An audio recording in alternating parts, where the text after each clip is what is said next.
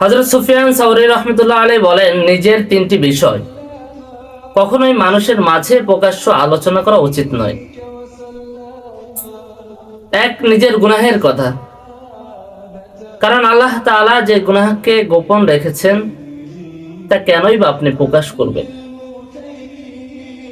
দুই নাম্বার, নিজের নেক আমলের কথা, কারণ এতে করে আপনার মাঝে অহংকার তৈরি হতে পারে, যা আপনার নেক আমলগুলো ধ্বংসের কারণ বনতে পারে।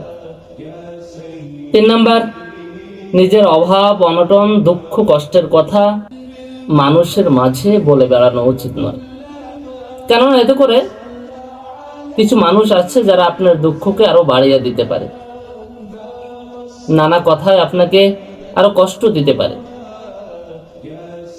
তাই এই তিনটি বিষয় থেকে বিরত থাকা একান্তই উচিত।